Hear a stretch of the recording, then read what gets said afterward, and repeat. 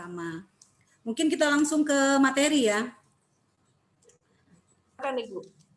Baiklah, saya akan mencoba menyampaikan peran perfilman dalam perkembangan ekonomi kreatif Lampung.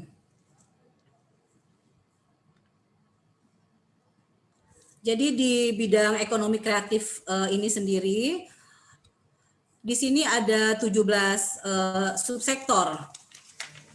Next. Nah, jadi film ini adalah merupakan salah satu subsektor di bidang ekonomi kreatif di antara 16 lainnya. Di mana pada saat ini kami lebih fokus di sini untuk di bidang fashion, kuliner, dan kria. Tetapi senang sekali pada hari ini bisa masuk dan bisa bekerja sama dengan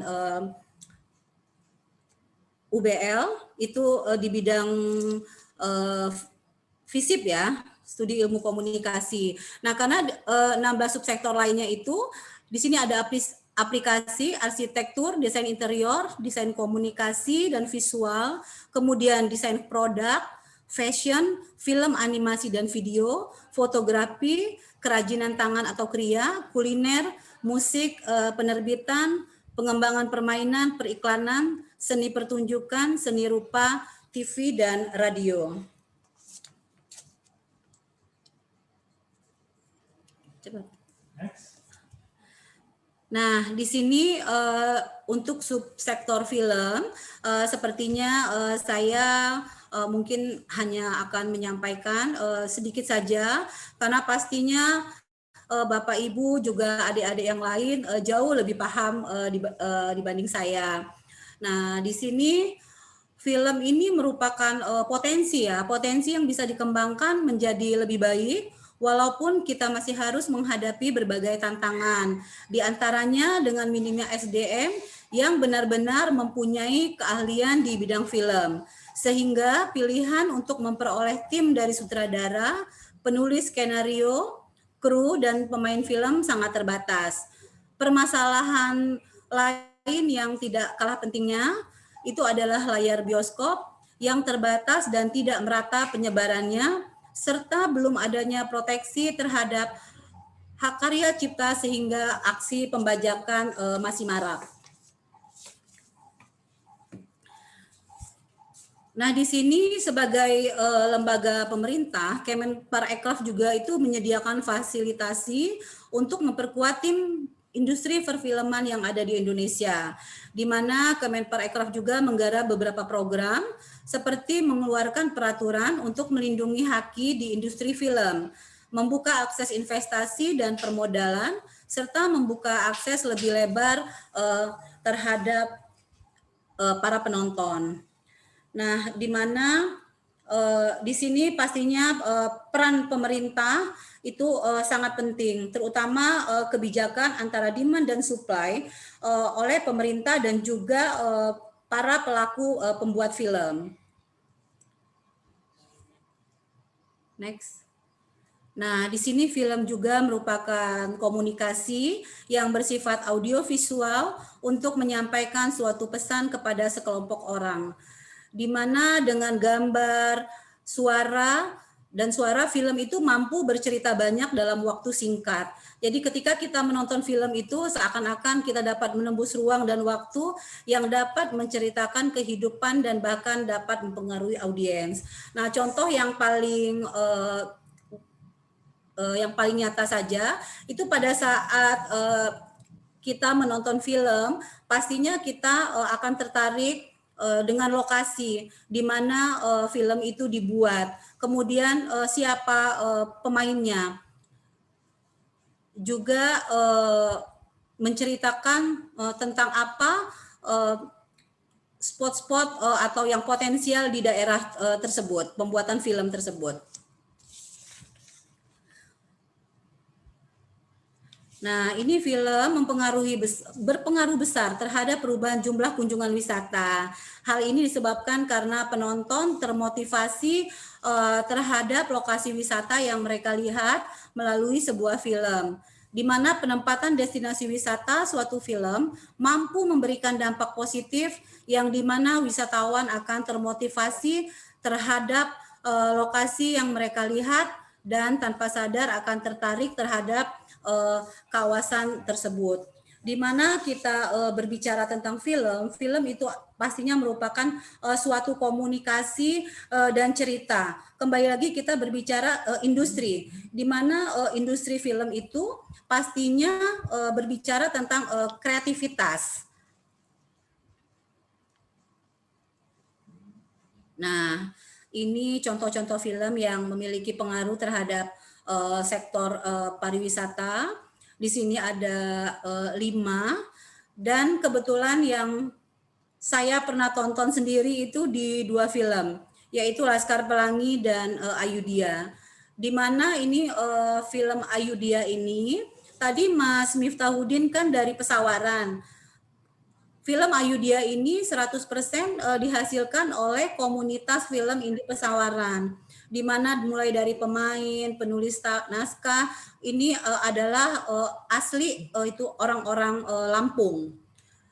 Nah, 3 daerah yang menjadi film Ayudhya ini, itu adalah Pesawaran dengan Tegalmasnya, kemudian Teluk Kiluan itu yang ada di Kabupaten Tanggamus, yang juga saya baru tahu bahwa di belakang Batu ya, yang ada di sana itu ada desa yang namanya Desa Kamintara. Kemudian untuk di sini juga itu ada jembatan yang di Bambu Kuning, juga Pasir Gintung, itu pasti kayaknya kita udah terlihat sekali ya, udah paham bahwa itu lokasinya di sini. Nah, ini artinya di film Ayudhya dan Jalan Pulangnya ini benar-benar memberikan promosi kepada masyarakat luas tentang bagaimana kearifan lokal yang ada di Provinsi Lampung, kemudian apa adat budayanya, sejarahnya. Nah, sehingga pada saat kita menonton film itu sendiri rasanya campur aduk ya. Saya ada yang menangis, ada yang lucunya juga gitu. Jadi senang sekali dengan harapan semoga film-film yang ada yang akan dibuat di Lampung ini menjadi peluang baru bagaimana kita memperkenalkan Lampung lebih luas lagi. Nah, apalagi film ini sempat tayang cukup lama itu di Transmart dan juga di Kota Palembang. Untuk film yang Laskar Pelangi, ya, nah ini Laskar Pelangi ini bagaimana waktu itu sutradaranya itu memberikan edukasi kepada masyarakat tentang keindahan Pulau Babel yang sebenarnya Bangka Belitung ini sendiri cukup menurut saya hampir sama ya dengan Lampung itu untuk apa pantai-pantainya. Nah, di mana dengan adanya film Laskar Pelangi ini jumlah kunjungan wisata itu meningkat pesat ke Pulau Belitung ini tepatnya di Pantai Tanjung Tinggi, Kota Tanjung Pandan. Kalau yang untuk The Naked Travelers itu di Waikambas, ya. Nah ini Waikambas, bagaimana sebenarnya kita juga punya gajah, kemudian ada Pantai Karang Gigi Hiu yang benar-benar keren sekali itu ya. Itu untuk Lampungnya. Next. Nah, kalau ini untuk pengaruh film 5 cm ya, ini mengisahkan waktu itu kalau saya nggak salah ini tentang persahabatan 5 orang. Bagaimana mereka mencari bagaimana arti pertemanan yang sesungguhnya yang sangat terasa pada saat mereka naik ke Gunung Semeru ini. Nah, baru mereka merasakan keterikatan antara satu sama lain.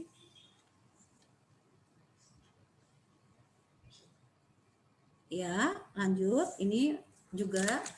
Nah, ini penyediaan sarana dan prasarana kotak kreatif. Disinilah peran pemerintah bagaimana kami mampu memberikan penyediaan sarana dan prasarana, kemudian perluasan pasar produk kreatif baik di pasar ekspor maupun domestik. Kemudian koordinasi dan sinkronisasi pengembangan ruang kreasi dan jaringan orang kreatif. Kemudian untuk pengembangan ekosistem ekonomi kreatif. Di sini bagaimana dari pengembangan risetnya, kemudian pendanaan dan pembiayaan, juga penyediaan infrastruktur, pengembangan sistem pemasaran, dan fasilitasi kekayaan intelektual.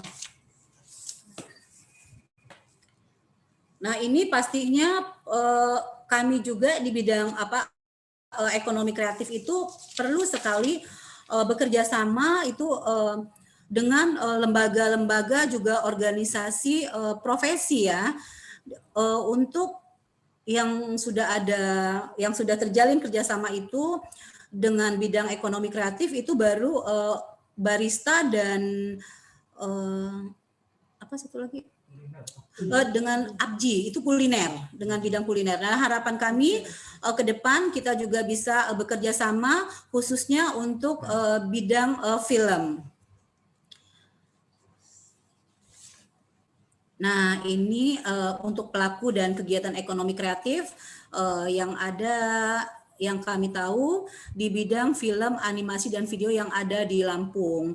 Nah, ini ada Viewfinder UBL, kemudian Tera Film ITERA, Desivisi Dharma Jaya, Asosiasi Dokumentaris Nusantara, kemudian Festival Film Lampung, Festival Film Pelajar Lampung, dan Persatuan Artis Film Lampung.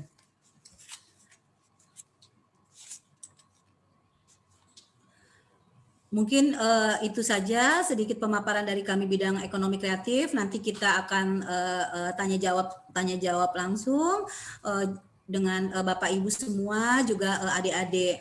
Itu saja. Wabillahi taufiq wal hidayah. Wassalamualaikum warahmatullahi wabarakatuh.